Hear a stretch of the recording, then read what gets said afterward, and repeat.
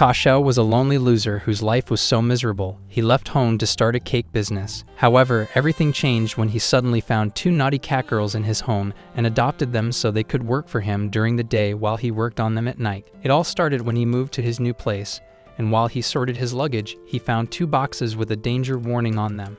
He was surprised and considered opening them to find out what was inside, but he changed his mind on second thought because he was not about to turn this anime from romance to horror. However, not knowing that there are two cat girls inside who followed him from home, he decided to send it back to the movers who transported his load, which immediately prompted them to reveal themselves, shocking him.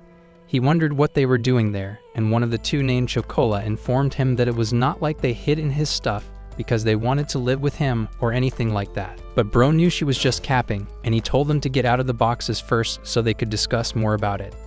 After they settled in, the following day he made them breakfast, and while they ate, he got thinking about how much they had grown since when he first met them, and how he couldn't help but let them live with him since he seems to be soft on cats, but hard in private. What do you mean by that? Meanwhile, back at home where Kako left, Shigure walked in while Azuki cooked, and was surprised she was an upcoming Gordon Ramsay. She asked if there was anything she could help her with, and Azuki replied that she would go help Coconut with making sure the rice cooker didn't mess up the rice. Coconut took this task like her breakfast that day depended on it, even though it was pointless, and it was just Azuki's way of keeping her busy so she didn't unlive someone like she almost did the previous time she tried to cook. Later, while they ate, Shigure thought of Chocola and Vanilla and hoped they were doing well with her brother. Meanwhile, at the shop, Kako walked up to the girls while they cleaned and finally declared that the shop was opening. A few hours later, while Azuki did the laundry, she found Coconut sleeping recklessly and wondered how she had gotten so big in the right places. She suddenly saw a butterfly perch on her nose and tried to hit it off, but ended up smacking her face, which woke her up instantly. Coconut got angry and immediately got into an ultimate backclapping position, ready to fight. Azuki also got on her fours and prepared to fight her too, and while they fought each other, May and Cinnamon headed out for the shop. On the train, a random but very ugly Yunjin saw them and called her ugly mom's attention to them, surprised that they were cats. The mom replied that it was quite impressive that the cat girls left their house with their bells, as cats who were capable of this without the presence of their masters must have passed a difficult test to be allowed to move on their own. After alighting the train, the two cat girls waved the ugly girl goodbye and dashed for the shop.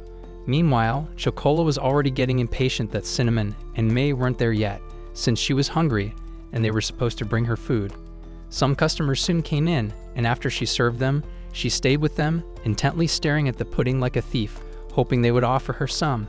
The customers noticed and decided to give her some, but while the greedy idiot opened her mouth to eat, Vanilla came to pull her tail away. May and Cinnamon soon arrived, and they got dressed to start serving customers. Some students came in at that time, and as soon as they began eating, one of the students fed the other one for no sensible reason. Cinnamon saw this loving act and immediately imagined May doing the same for her because it would make her so damp. Later, after the shop closed for the day, May and Cinnamon apologized for coming late, but Kako told them not to worry about it and thanked them for helping out with the shop's activities. May and Cinnamon then told them that they left some tuna in the fridge, which immediately made Chocola and Vanilla excited. However, there was one thing they didn't have, which made the food a perfect combo: ponzu. Chocola immediately volunteered to go, but and she left immediately. As she headed there with all enthusiasm, jumping from roof to roof like a budget ninja auditioning for the Sakura role, she suddenly came across a young cat girl and tried talking with her, asking where her master was, but the jit just remained silent like your crush who hasn't replied your message for 2 weeks. What'd I do? However, her stomach broke the silence with a hungry noise, so Chocola quickly brought out a chocolate bar and gave it to her, but the jit got scared of her paper bag mug and ran into a nearby bush. Chocola tried looking for her, but when she didn't see her, she left the chocolate on the bench. The idiot then remembered that she was on an errand, so she continued running immediately. Meanwhile, the tuna was already prepared back at home, and Vanilla was about biting her tongue at the sight of the food before her, but Kako didn't allow her to eat because they had to wait till Chocola was back. On Chocola's way back, she saw that the chocolate bar was still on the bench and moved closer to check, only to discover that the young cat girl had devoured the thing, leaving only the container. She continued her journey back home, but just after she left, the cat girl appeared from the bush. Getting home and entering, she suddenly found the cat girl behind her, just looking at her, on mute, shocking her. Chocola immediately got worried and told her that leaving her master would make him bothered, but the young cat was clueless about what she was talking about, making Chocola realize that she didn't have a master. She immediately thought about how she and Vanilla were then when they were found by their master, and just as she talked with her, Kako appeared, surprised to see was back, but she quickly hid the little cat behind her so he didn't see her. Kako innocently bought this and told her to get changed so they could get down to eating quickly. After he left, Chocola assured the young cat she was gonna take care of it, and then stealthily led her to her room, but she shockingly ran into Vanilla, who had gotten so impatient and decided to wait for her in her room.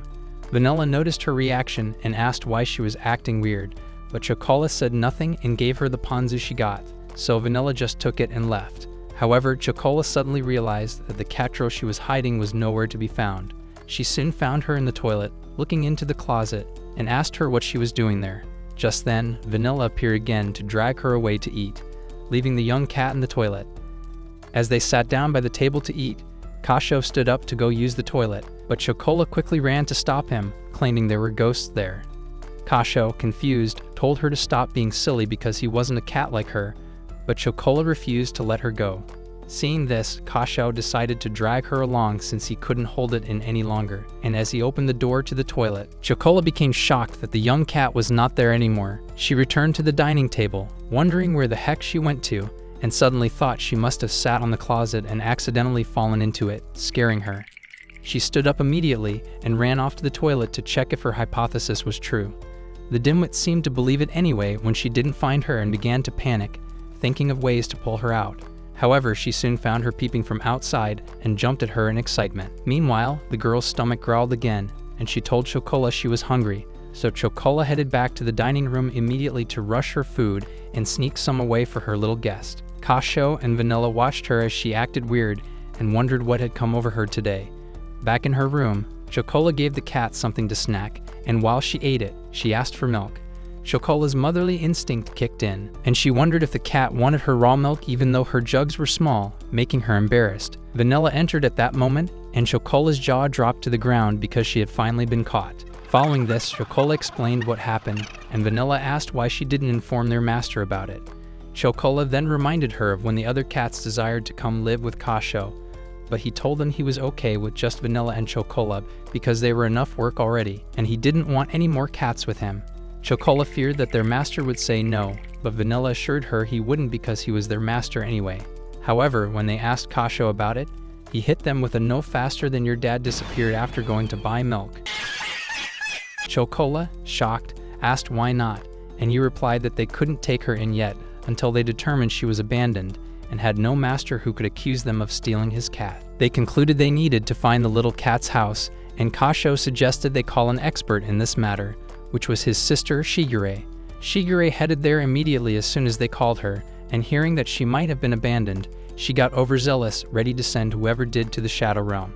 However, Kako cautioned that she might just be lost, and then said he had even tried getting answers from her, but she seemed not to have the talking feature installed yet. Shigure decided to reach her network of cat owners, so they could find out if there was a report of any missing cats. But pending the time, Shigure offered to take care of her, so she took her along with her. Getting back to her home, she introduced the new cat to the other, and they were surprised to have a new intake. Afterward, Shigure took some pictures of the cat so she could make a lost but found post. Following this, she took the young cat to the bathroom to bathe with her and after that put her to bed for the day. Meanwhile, Chocola remained concerned about the new cat and wondered if she was getting along with the others at Shigure's place. But Vanilla reassured her. Then they both did this before finally sleeping. The next morning, Shigure woke up and noticed the mysterious cat girl was missing. Like a budget detective with no plan, she searched every corner of the house in a panic. The noise woke up the other cat girls, and while May was on her way to the bathroom, she spotted the girl snoozing on top of the toilet like it was a 5-star hotel bed. Meanwhile, Chocola was busy enjoying breakfast. Thinking about the girl and lost in her daydreams, she accidentally spread boiled laver on her bread instead of jam. When Vanilla told her she was clumsy, Chocola tried to save face by claiming she did it on purpose. Surprisingly, the combo didn't taste like regret as it was actually kind of good, which made her way too happy for someone who just messed up toast. After breakfast, the girls were brushing their teeth, but Chocola couldn't stop thinking about the new girl, but of course she pretended like she didn't care. Even while changing into her uniform, she was stuck in her own head. Vanilla saw through her denial instantly, and that's when they realized that they had been so focused on where the girl came from that they forgot to even ask her name. However, Azuki decided to call her Sugarcane, but May wasn't having it. She said they should at least give her a name that didn't make her sound like a misplaced farm product. She even started Googling cute cat names until Shigure interrupted with common sense and suggested they ask the girl for her actual name first, as she should have a name if indeed she was lost. Later on, Shigure and the cats sat down for her, but they soon noticed the girl had gone missing again. Then Shigure spotted something under the table, and they realized that she just wanted to be a real cat, hiding and doing her own thing. Soon after, Azuki and Coconut arrived at the shop, and Chocola immediately started questioning them about the girl. Azuki, still stuck on the Sugarcane nickname, got corrected by Coconut, who reminded her not to call her that. They said the girl was fine, though she had a bad habit of disappearing like your cheap Android phone signal. Chocola told them to give her dried fish because she liked them, which made Vanilla realize that Chocola was getting way too attached to this stray. Meanwhile, Shigure checked for missing cat reports, but came up empty. Back at the shop, Coconut tried to get through her workday, but she just kept messing up like an idiot. Azuki told her to just lift the heavy stuff so she wouldn't be completely useless. Azuki, meanwhile, went on to run the store like she was born to do this, and later, while she washed dishes, Coconut finished moving boxes and offered to help. Azuki told her everything was handled and to chill, so she wouldn't stretch herself too thin, but when she couldn't reach the soap on the shelf, Coconut teased her by asking who was really doing the stretching now. Azuki, being short and full of pride, tried to fight her, but Coconut kept her at arm's length, making her madder. Back at home, May and Cinnamon were watching TV when Sugarcane's stomach began growling again. May took it as her cue to go full royal tea party mode. She gave a whole TED talk on how to make the perfect tea, but the only person listening was probably a ghost. Sugarcane got so bored she went to the cupboard, found some dried fish, and started munching while thinking about Chocola. Later, May, trying to lift her mood, read her some Japanese folktales, while Cinnamon showed her a dollhouse, hoping it'd spark some joy, but nothing worked, so they tried to play jump rope and ended up embarrassing themselves. Just then, Shigure walked in and asked why everyone looked like they'd lost a fight with the lawn. They explained they were trying to cheer up Sugarcane, who seemed kind of lonely. Shigure, the mom of the group, told them to back off and give the girl space. She handed her a box of toys to help her settle in, and Sugarcane picked one that used to be Chocola's favorite, and it brought back sweet memories of being hugged that first night. Back at the shop, Azuki and May's shift ended, and Chocola started glitching because she missed Sugarcane badly. But still, she pretended everything was fine. Meanwhile, Vanilla, who could read her like subtitles, knew better and got concerned. Later, Azuki and Coconut returned home, and Shigure sent the others to get Sugarcane for dinner. But she was missing again, and all they found was the toy box. So began yet another search mission. After checking every nook and cranny of the house, they spread outside. Coconut tried using Matabi to lure her out, but all it did was throw them into a frenzy. Meanwhile, Shigure called the shop to report the girl missing, and Chocola freaked out like a mom who just lost her suckling in a supermarket. She tried to leave the shop immediately, but Vanilla stopped her. However, when she realized it was because Sugarcane was missing, she allowed her to go look while she took over her shop duties like a real MVP. The cat girls scattered across the city searching for her, but no one had seen a tiny cat girl with big emotional damage. Chocola ran everywhere and ended up at the park where she first met her. Feeling hopeless, she sat down, but then Sugarcane appeared out of nowhere. Chocola, relieved beyond words, asked why she ran off, and Sugarcane replied that she preferred living with Chocola rather than those freaking weirdos at home. Chocola brought her back to the shop, where everyone sighed in relief. When it was time to head home, Chocola bravely asked Kako to cut her food portions in half if this would make him allow Sugarcane to stay. She promised to take full responsibility, and Vanilla backed her up, leaving Kako with no choice but to agree, but on the condition that they would take good care of the young cat, making Chocola very happy. The next morning, Chocola opened her eyes and smiled when she saw Sugarcane sleeping peacefully beside her like a kitten. After she finally woke her up and helped her get dressed, Vanilla felt like a proud aunt, saying it was cute how caring Chocola was of the little cat. During breakfast, things were going fine until Sugarcane pulled her signature vanishing move again. They found her chilling under the table. However, the moment Chocola called her name, she launched herself at her, and Vanilla couldn't stand being left out and clung to Chocola too. Once breakfast was done, Chocola handed Sugarcane the TV remote so she could fry her brain a little while she and Vanilla handled shop duties. The moment the fish showed up on the screen, Sugarcane started sniffing it because she really loved fish. This made Chocola wish they lived near the ocean so they'd have fish on tap. But when she realized Sugarcane had never even seen the ocean before, she started describing it to her like a full-on tourism ad. Several minutes later, Little Miss Restless soon got bored watching people play shogi on TV, so she quietly wandered into the kitchen.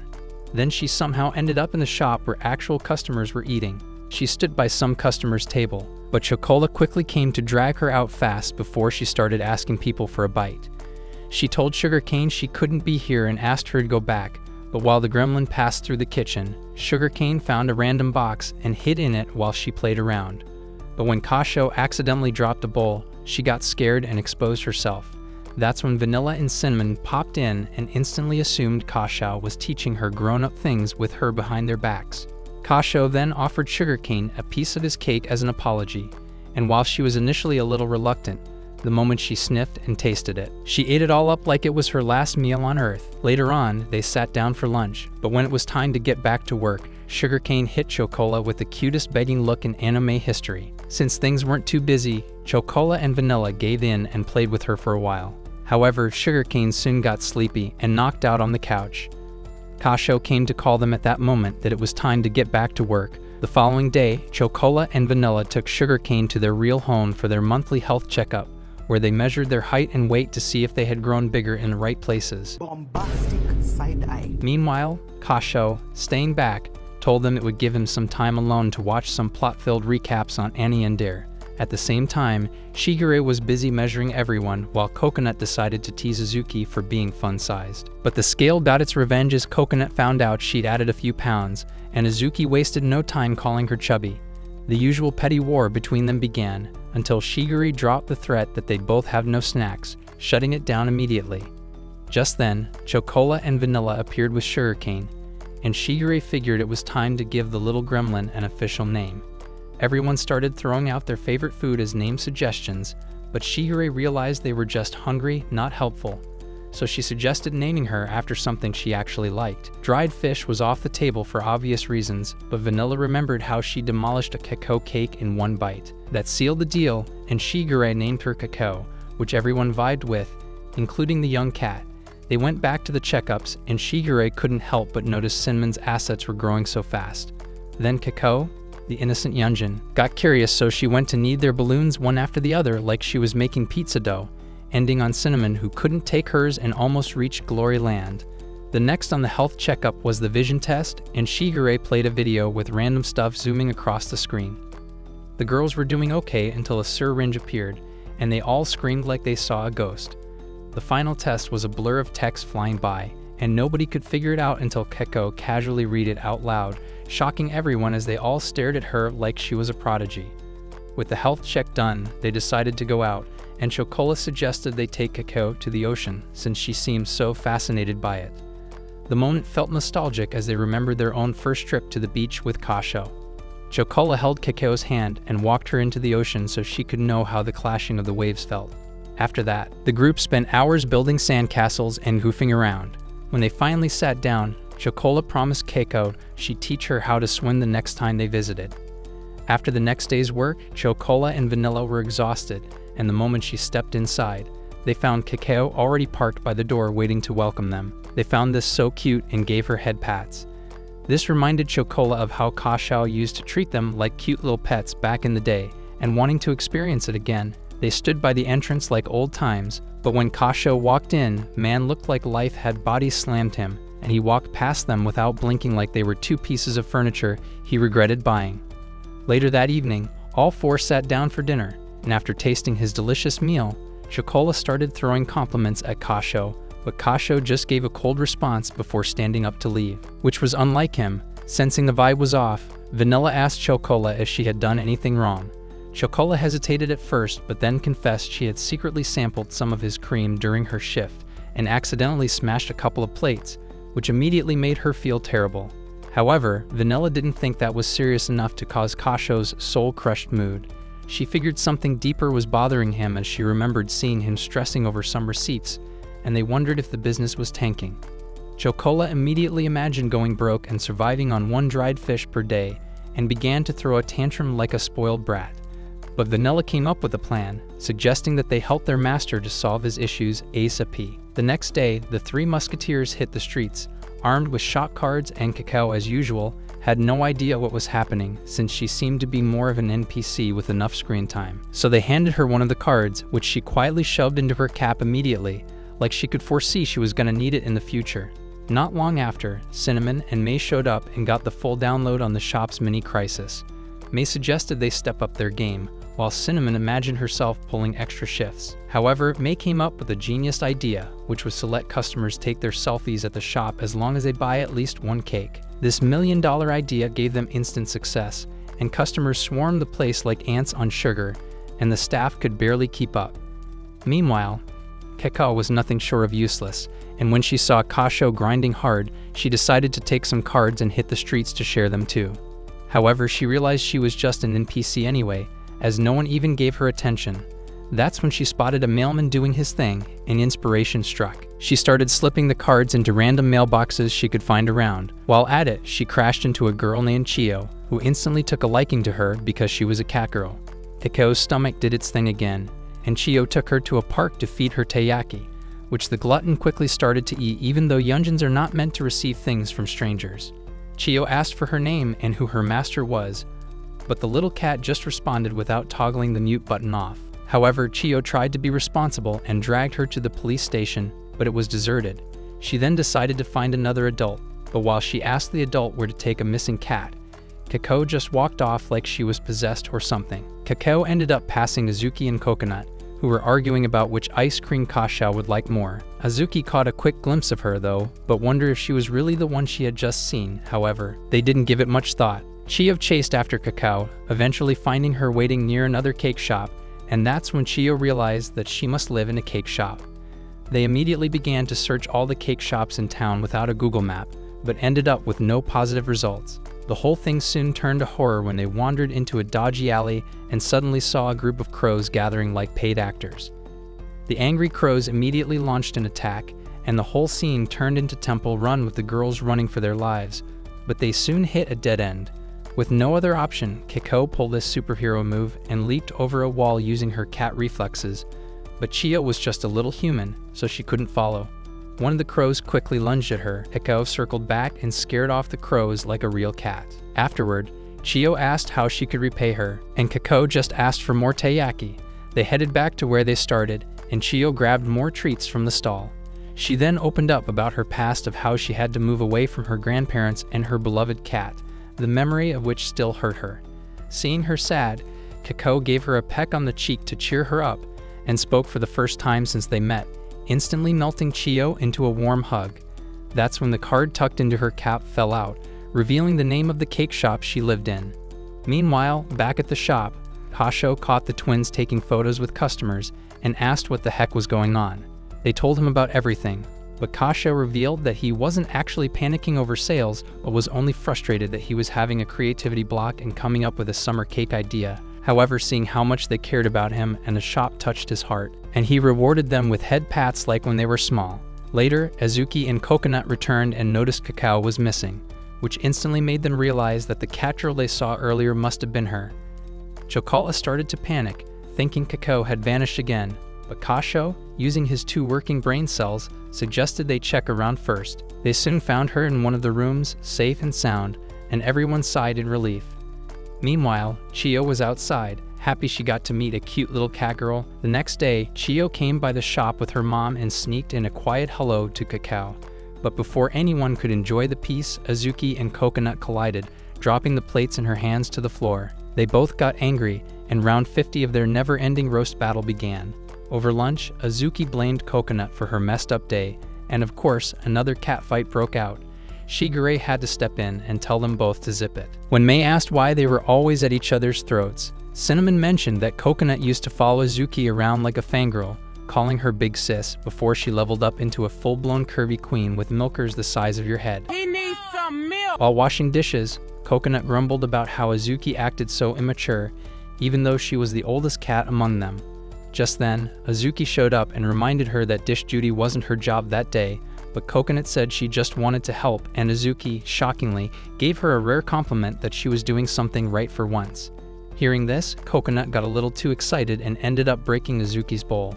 She tried to clean up with her bare hands, but Azuki called her a dummy and told her to use a broom like every normal person does. This made Coconut mad, and she stormed off. Later that day, Azuki was hauling boxes when she bumped into Coconut, who was mopping the floor. They immediately started arguing again, and Vanilla wondered that the tension between them was getting thicker by the day.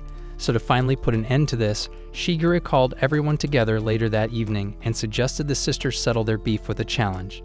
The next morning, she launched the Minajuki House Chop, and the girls were separated into 2 teams of 3. Team Blue had Azuki, Cinnamon, and Vanilla, while the other team, Red, had Coconut, May, and Chocola. Azuki bragged that she could beat Coconut even in her sleep, but Coconut put her in her place, reminding her that in height, she still looked up to Kevin Hart. Damn. The games kicked off with Twister, and while Coconut and Azuki twisted their way through the mat, Chocola and Vanilla explained the rules to Kako, who was clueless about what they were doing. Thanks to her long limbs, Coconut had the upper hand, but Azuki sneakily tickled her with her tail, which almost sent Coconut to Cloud 9, so she fell on top of her when she couldn't hold it anymore. Next up, Chocola and Vanilla sat next to an exquisite cat food, trying to measure their level of discipline. Then came the mystery box challenge, which involved the 2 cats guessing what was inside, but the idiots gave in to their cat instincts and took shelter under the box before the round even began. The 4th game was a spoon relay, with each team racing with a ball on a spoon in their mouths and passing it to the next. The balls were soon passed to Azuki and Coconut, and both began to race as fast as they could, not willing to lose to the other. They got to the finish line with the tension still high between them, and they almost started throwing hands. In the heat of the moment, the ball fell off Azuki's spoon, and Coconut began to celebrate as the winner, but Shigure disqualified both of them. They moved on to the next game, where each team had to wrestle each other with their backsides. It started with Cinnamon and Chocola doing the test of who had stronger cheeks, and Cinnamon, despite having big visible assets, got distracted by her naughty imagination and lost. Vanilla and Coconut went next, and even though Coconut had the size advantage, Vanilla outsmarted her with riddles and pushed her off the platform. The final match was Azuki's May, and it was neck and neck since they both got them cakes small. As the battle of cheeks continued, Shigure noticed Azuki's hip movement was similar to a pro boxer. But when she went in for the final strike, May dodged, and Azuki fell straight into the pool, backside first. By evening, no one remembered what the whole competition was for except Coconut and Azuki, who were still beefing. So Shigure gave them one last challenge at a giant cat tower. The first one to the top wins. They breezed through the first round, but the second part involved a wall made of scratching post material, and even though they got momentarily stuck, they both made it over. Then came the cat feather bridge, but they somehow managed to resist and reach the final climb. Azuki initially took the lead, but Coconut, seeing this, quickly pulled a sneaky move to get ahead. But just when she mocked Azuki that she'd get past her, her hand slipped off and she almost fell off. However, Azuki quickly caught her mid-air while still holding onto the wall like a pro climber. They eventually reached the top together, and Coconut thanked Azuki for saving her back there. Hearing this, Azuki teased her about always being extra work, which instantly jogged Coconut's memory when she got hurt as a youngin and Azuki had to carry her home. Some other time, Coconut broke a pot trying to help clean, but Azuki didn't scold her and just made sure she was okay. That's when Coconut finally got it that Azuki was always trying to protect her, even when she seemed mean. Back with the others, everyone asked who won, but Coconut and Azuki had already made peace and decided to call it a draw, shocking them because the 2 cats they knew would have gotten into another argument. As they prepared to leave, Coconut casually called Azuki Big Sister, and everyone got shocked, wondering where that came from, and she became embarrassed. The next day, the 2 of them dipped from the shop early and headed to buy a new bowl, and even though they still argued and bickered as usual, it was clear that they actually cared about each other more than they'd ever admit out loud. One certain rainy day, a few weeks later, Kasha was headed to a strawberry farm on a train.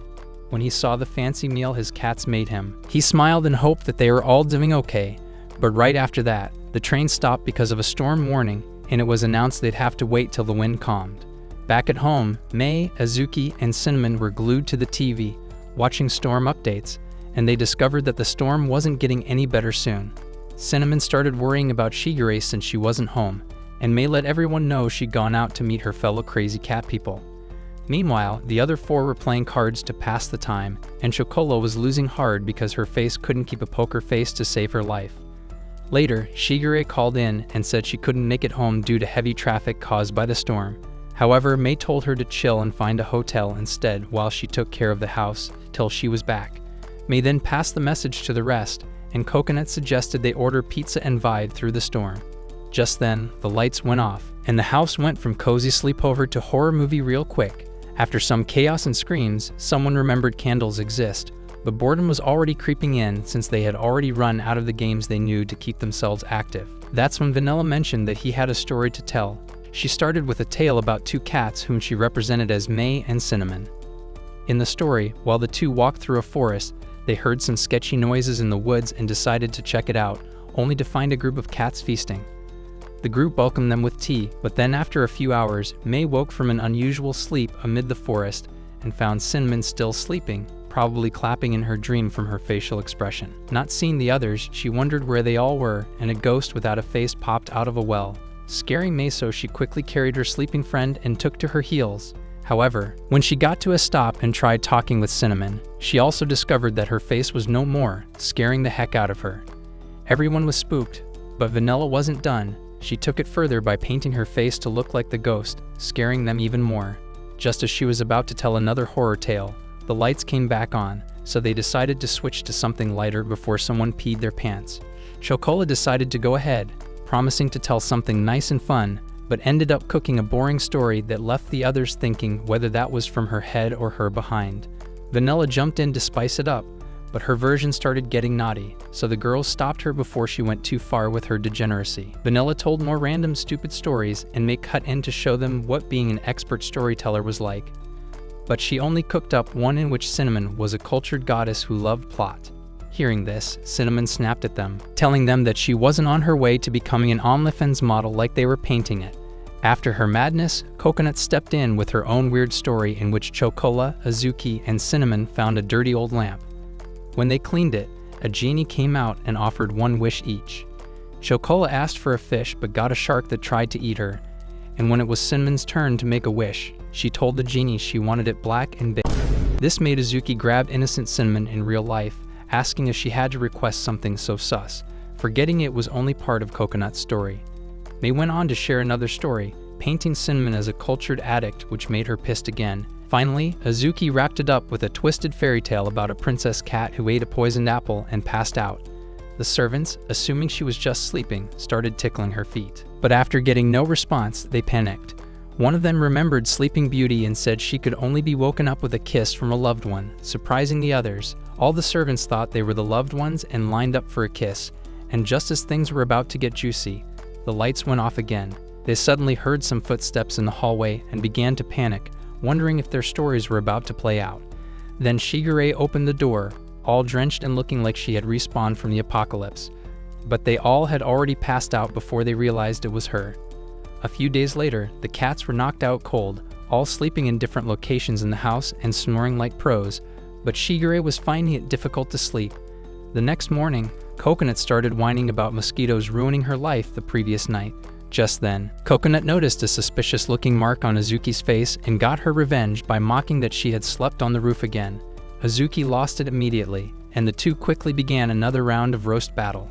May and Cinnamon appeared and told them to rest, as it was still too early for that. However, they noticed that Shigure was nowhere and wondered why she was still sleeping since she was always the first to rise in the morning. While they wondered what they would have for breakfast, Shigure appeared, looking like she had just lost a war.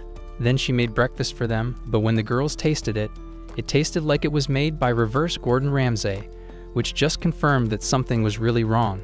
After eating that trash, the cats held a mini meeting to figure out why Shigure was acting so off, and they presumed that she was probably depressed from working in this heat wave.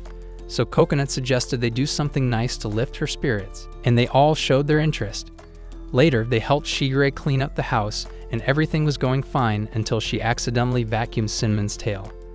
The tail got stuck, and May quickly tried to yank it out, but it seemed difficult. The vibrations soon began to get to Cinnamon that it sent chills up her floodgates like a plot toy, causing the girl to almost get flooded. Following that, Coconut and Azuki tried helping Shigure hang some laundry outside, But that's when Coconut spotted a very unique underwear and started mocking the mystery owner. She teased Hazuki with it, but she immediately snapped back, saying it was not hers. Just then, they realized that Shigure had spread only panties on the line, surprising her. Later that day, the Cat Council held another emergency session to mourn their failed mission. It was weird seeing Shigure not being her usual chaotic self, but Hazuki thought it was a blessing in disguise. However, Coconut refused to accept and told them she had a plan on how to bring her back to her usual self. So that evening, they prepared a full buffet of Shigure's favorite dishes. However, instead of getting excited, Shigure appreciated them for their efforts but told them he was not hungry and vanished into her room, leaving them disappointed. While stuffing their faces, the cats started wondering what was really going on. May suggested maybe she just missed Kako, and they remembered how Shigure had always been a little too affectionate toward her dear brother. Cinnamon pointed out that Kako hadn't visited in forever since opening his shop, and they all agreed that Shigure was lovesick. So the next day they pulled some strings and sent her to the shop dressed as a waitress. The girls even slapped on a pair of cat ears for maximum disguise. Shigure was supposed to have a fun day, but of course, she took her job way too seriously, so instead of healing, she just fumbled all over the place and sank even deeper into misery. Back at the kitchen, the cats were panicking again, and while they did, wondering what to do now, Kako finally showed up. So they all bowed to him, immediately asking him to help them save Shigure. Back at the shop, Kako whipped up some dessert and tea, then sat Shigure down for a heart-to-heart. He asked what was bothering her, but Shigure herself had no clue. Kako assumed it was because they hadn't spent much time together lately, but Shigure insisted she was happy he was chasing his dreams. Meanwhile, the cat girls were peeping, watching the siblings share some loving moment together. After some chill time, she left, but Hazuki, however, still felt like something was off. On the way home, Shigure hopped on a train, and the cats tailed her like undercover agents, but then she made a detour and headed straight to a cliff. The girls followed her there and began to panic. Cinnamon remembered a movie scene where a girl ended it all at a cliff and assumed history was about to repeat itself. The cats dashed after her, hearts pounding and flashbacks playing in their heads. They remembered how she took care of them, raised them, and always had their backs. They caught up and all hugged her, but she suddenly let out a villain-level laugh, leaving the girls wondering if she had been sniffing some crack. During her maniac episode, she accidentally slipped and fell off the cliff, but the Hazuki quickly grabbed her. However, she also fell, and the girls grabbed themselves and ended up falling into the water with her. When they returned home, Shigure finally confessed what had really been bothering her. During winter, all the cats would snuggle up with her at night and keep her warm, but since summer started, they began sleeping in their own rooms, leaving her feeling alone. She added that the cliff was just her thinking spot, but the cats running after her made her realize what she truly missed. Hazuki finally told her to stop acting all dramatic and just speak up next time. That night, all the cats cuddled up beside her in bed, and for the first time in a while, Shigure finally slept in peace. Some days later, Cinnamon remembered the early days when she first moved into the house. She was so shy and terrified that she barely spoke to anyone, but while she was hiding in a corner like a lost kitten, they walked up to her and encouraged her to feel at home. From that moment, Cinnamon started admiring her and silently promised she'd always stick by her side like glue. After then, the whole crew decided to hit up a theme park for some well-deserved fun. They hopped on all sorts of rides like brats who had never seen a swing before, and Shigure said it was the perfect way to enjoy the holiday with Kako and the cats. Kako agreed, pointing out that the cats worked really hard and deserved the break, especially little Kako, who was still immature in cat years. They then asked Kako where they should go next, and she pointed at a haunted house, which gave them an awful experience. Later on, Hazuki clowned May for acting like a scared grandma, but May tried to play it cool by saying she only pretended to be scared so the ghosts wouldn't feel irrelevant. Bruh. Hazuki reminded her that she's the same person who can't even close the bathroom door at night. Cinnamon quickly stepped in and told Hazuki to keep May's bedtime routines classified. Right after that, Kako said she needed the restroom, and Chocola took her, prompting Vanilla to joke that Chocola had fully accepted her role as big sister. Cinnamon saw her young self in the little girl. Once they returned, Chocola suddenly panicked when she noticed that Kako had wandered off again. Luckily, they found her seated afar off, glued to a stage show named Cat Witches. As they started reminiscing, Shigure mentioned that even May and Cinnamon used to binge-watch the prequel back in the day. May noticed the theme song was still the same, which triggered an old memory where she used to dream of becoming a singer. That thought made her feel a bit gloomy until reality smacked her back to the present, and she realized May was on stage. Apparently, while Cinnamon was lost in nostalgia, May had randomly volunteered to play the hostage in the play. The host explained that they needed the power of song to save her and asked the audience to sing like their lives depended on it. But as you'd expect in an audience full of brain-rot Gen Alphas, no one volunteered and the place just went silent. And Cinnamon yelled out to May to come sing to save her before she wets herself, promising to keep her secret. May was first reluctant but had to step up when Cinnamon almost exposed how she almost peed herself in the haunted out. And when she began to sing, her voice hit notes that even Ariana Grande would dream of. The crowd went wild, and Cinnamon got extra emotional because it had been forever since she'd heard May sing like that. The next day, May dipped as soon as work ended and didn't return until late. The following night, Cinnamon saw her whispering on the phone and then passed out on the dining table. That's when she decided to pull out her inner detective and secretly follow May after work as she suspected that something was off. She ended up losing her in a sketchy alley and genuinely thought May was now doing the things adults did in private.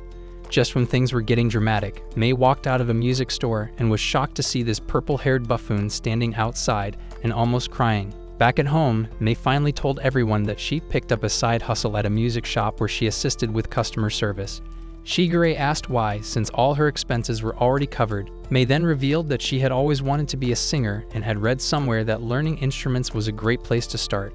She needed money to buy a guitar, so she took the job. Kako and Shigure were surprised and told her she could have just asked them, and they would get her one. But May replied that she was an independent woman and getting the guitar by her efforts would be her first step to fulfilling her dream. Kako, being the man who also abandoned his regular life to open a cake shop, totally got where she was coming from and fully supported her. He then remembered that he saw a flyer somewhere, so he went to bring it and showed her that there was an upcoming singing competition outside town in which the winner would go home with a brand new white guitar. That was all May needed as she got hyped up about this and started doing all exercises to improve her vocal strength. Since she planned to sing the Cat Witches theme song, Cinnamon suggested she wear their old cosplay costume, but May doubted it would fit. However, Cinnamon promised to fix it up for her. The next few days were full of rehearsals and costume tweaking, and when the big day finally came, Kako and the gang took the day off to cheer her on. However, getting to the venue, May realized that the people she was competing against were low-budget Rihannas who hadn't become celebrities, which immediately tanked her confidence. When her name was called, May didn't come up, and Cinnamon went to call her only to eventually find her outside. May told Cinnamon she quitting because everyone else had years of experience and she didn't want to go there sounding like the Hulk thinking she was making sense. As she tried to leave, Cinnamon, who had had enough, slapped her so hard she forgot Jesus' instruction to turn the other cheek.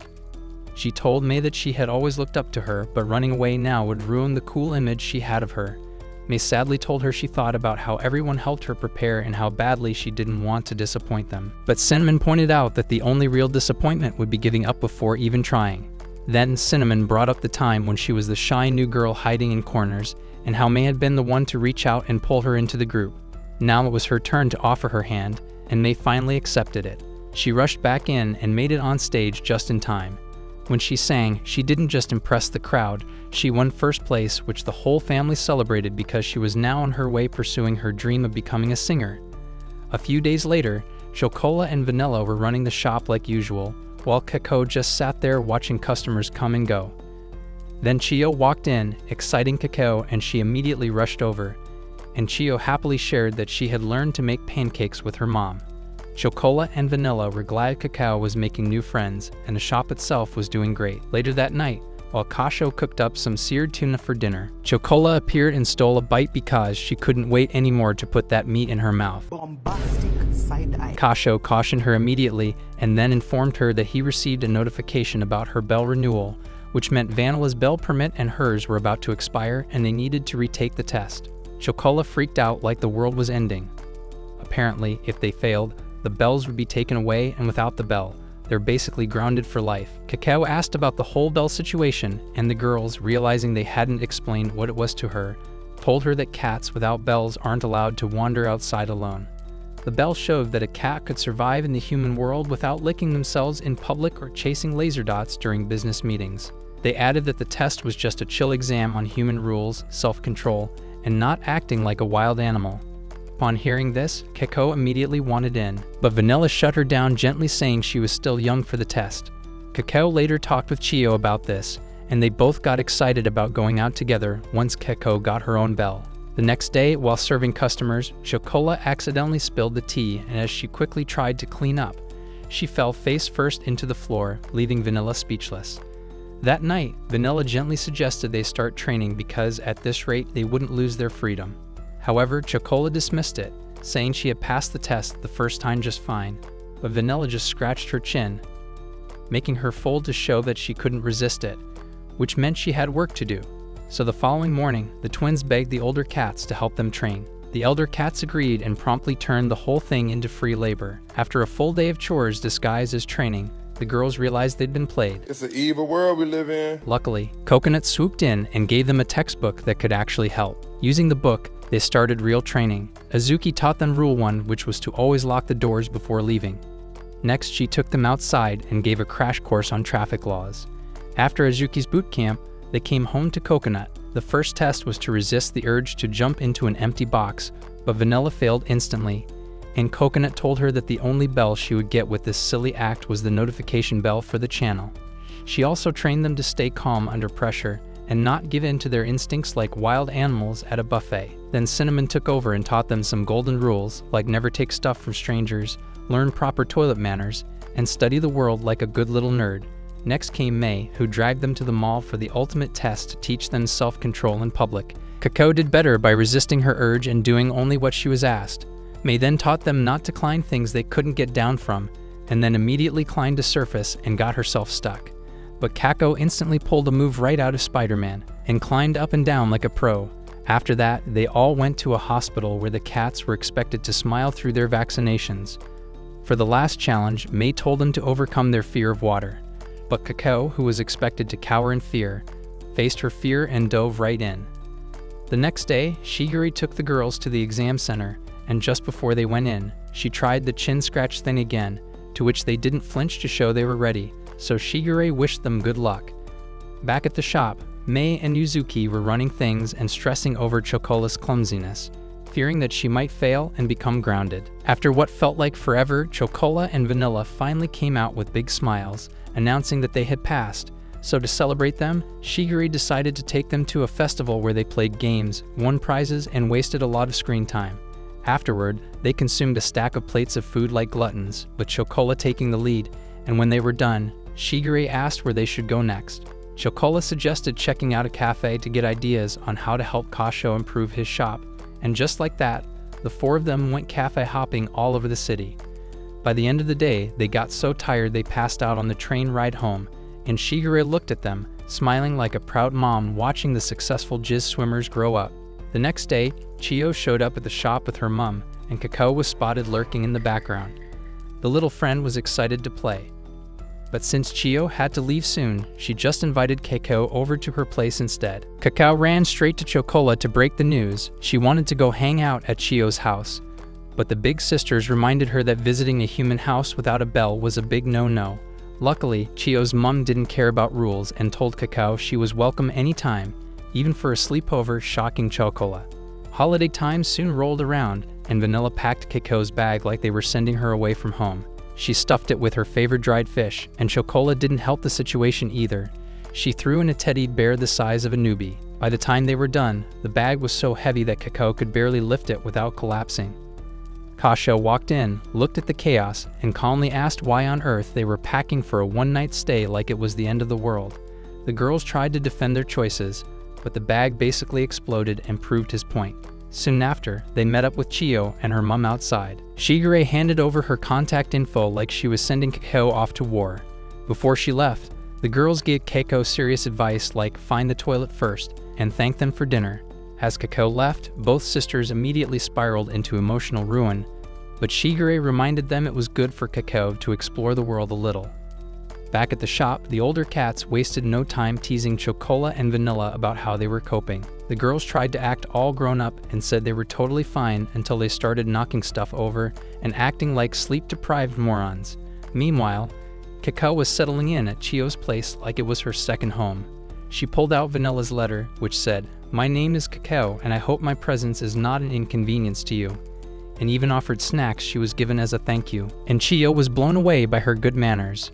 Back at the shop, Chocola and Vanilla were pretending everything was normal, but they were obviously distracted as every little thing reminded them of Kako. Chocola almost teared up when she saw Kako's bowl, and Vanilla even accidentally set the table for her. The emotional damage hit a new level when Kako cooked dried fish, which was Kako's favorite. They begged him to save it for tomorrow so they could all eat it together. Meanwhile, Kako was out there munching burgers and veggies like a champ, inspiring Chio to eat her greens too. Later, Chio ran a bath for them, but Kako looked unsure until Chio dumped a bunch of toys in the water, which immediately made her agree. Soon, they were spraying each other with water guns and laughing like maniacs. Back at home though, Chocola was in the bath looking like a sad puppy. Vanilla even tried to cheer her up with a balloon massage, but she didn't flinch. While drying her hair, Kako noticed a drawing on the wall. Chio said it was a Mother's Day gift for her mom. That hit Kako a little hard because she was a rescue cat and probably didn't even remember her own mom. That night, Chocola couldn't stop thinking about her and said the bed felt way too big since Kako was not there. Vanilla admitted she had been pretending to be okay, but she missed Kako too. They both realized Kako wasn't just a guest anymore, but a family now. The next day, Kako came back home and Kako thanked Chio and her mom, but just as Chocola and Vanilla were about to smother her with hugs, Kako ran straight past them and locked herself in a box. Azuki took one look and said she must be in her rebellious phase, comparing her to Coconut, who used to be all cuddles before becoming too cool for hugs. The sisters tried everything to get Kako out. They knocked, begged, and even got splashed with a water gun. Chocola feared she'd forgotten them after just one night and decided it was time to escalate things. So they launched Operation Get Kako Out and got Coconut to cook dried fish in the room to tempt her out, but ended up nearly choking from the smoke. Azuki told them to leave Kako alone, but Chocola wasn't backing down. Cinnamon handed May a mic and started telling a story about a goddess hiding behind a rock and being lured out by a fake festival. So of course, May started singing like it was a concert. Kako peeked out just to tell them to shut up, then went right back in. Azuki took over and told everyone to give it a rest. Even during dinner, Kako refused to join them. The sisters brought her the dried fish, but she only took it from them and remained in the box, only pushing the bowl out after like she was in solitary confinement. Eventually, the girls tried to barge into the box, but Kako finally came out, holding a letter. She then read it aloud, saying meeting them changed her life, because with them, she had gotten the chance to see the ocean and had gone to an amusement park. In short, they made her feel loved. Then she handed them a drawing of the three of them, and then told them she loved them, after which she promised they'd always be together. That night, they all slept together, snuggled up, with Kako's drawing now hanging on the wall. One sunny morning, May was busy cooking noodles when she asked Cinnamon to bring her some ice. But it was so hot that Cinnamon stuck her entire face into the freezer like she was trying to move in. Outside, Coconut was napping like she had no job, and Azuki was hanging clothes when Shigure showed up and complained about the heat. Shigure then decided it was the perfect time to take everyone's measurements. Classic her. She even pointed out that Cinnamon's balloons had leveled up again, which Cinnamon didn't exactly deny. Not long after, the twins showed up for their health check, and surprisingly, Kako had grown too, but still didn't have melons yet. Coconut teased that Kako might just overtake Azuki, which instantly annoyed her, and as usual, this kicked off another sibling fight. Shigure, meanwhile, who was already tired of the commented that although they were grown-ups, their brains didn't seem to get the memo. The checkup ended with a kinetic eyesight test, but Shigure just used the opportunity to hear all the compliments she had been starving for. After that, Kako sat outside with a slice of watermelon. It was her first time trying it, and when she asked what to do with the seeds, the others told her that if she swallowed them, a watermelon would grow in her belly. Kako quickly spat the seed out, but Chocola decided to give her a demo on how to shoot seeds out of her mouth like a cannon. Seeing this, Vanilla said it was the first time Kako actually looked impressed with Chocola. Back inside, the adult cats whined about the heat like they were stranded in a desert. Coconut suggested going to the beach, and Cinnamon remembered a time they went after a checkup but only dipped their feet. This time, they wanted the full beach experience. Everyone got excited, ready to leave immediately, but Shigure shut it down, saying there was something more important to do first. That important thing turned out to be shopping, as Shigure dragged them to the mall to pick out the perfect swimsuit for Kako's first real swim. The rest were fine with their old swimsuits, but Cinnamon said her melons had doubled and she needed an upgrade. Following this, they made Kako try on one swimsuit after another like she was in a fashion show. After the swimsuit hunt, they were finally ready to leave, but Kako got distracted by a shark balloon. When Cinnamon explained it was a floaty for the water, Kako was hooked, and Shigure bought it. Chocola thanked her for the balloon and swimsuit, but Shigure said don't mention. That night, during bath time, Chocola asked Kako to try dipping her face into the water to see if she was swim-ready. However, Kako hesitated even after Chocola gave a demo and just splashed water on her face. Later, Kako used all her tiny muscles to inflate the shark floaty, but Kasho told her to chill and save that energy for the beach. The next day, they all showed up at the beach, bouncing and shining in their swimsuits. Shigure basically turned into the paparazzi, snapping pictures like her life depended on it. At one point, they blindfolded Kako and made her play watermelon smashing, but she accidentally smashed Cinnamon's melon instead. While Shigure was drooling over her new content, Vanilla ran up with breaking news that Kako had disappeared again, instantly causing a panic. After searching everywhere, they finally saw Kako floating out into the ocean on her shark balloon. Just as things got serious, a random NPC immediately got updated features and dove into the water to save Kako.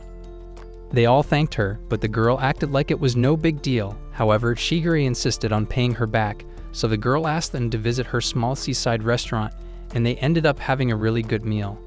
But Shigure noticed there weren't many customers. She guessed it was because of terrible marketing, so she decided to do something about it just to pay her back and promised to help make the place famous. She immediately put the cats to work handing out flyers. Meanwhile, May and Cinnamon hosted a mini beach concert, and at the end of every song, they promoted the restaurant like paid professionals. Soon enough, the place was packed and even had a line outside. The cats helped out all day, and when things got hectic, little Kako stepped up to take the waitress role. The restaurant owners were blown away and explained that they inherited the place from their parents but hadn't seen this much business in forever. They especially praised Kako for working so hard even though she was still just a kitten. However, they were sad that things would probably go back to normal the next day, but Shigure had a different plan. Turns out, the next morning, a news crew was at the shop interviewing the cats. Shigure revealed she had recruited a bunch of homeless cats to work there in exchange for a place to stay. Because according to her, cats are good luck, and now the restaurant was guaranteed to thrive. If you enjoyed this recap, clap the like button and insult the main character like a true Anna Skull fan. Also, subscribe to the channel if you're yet to for more plot-filled adventures. If you like anime recaps like this, watch this video right here.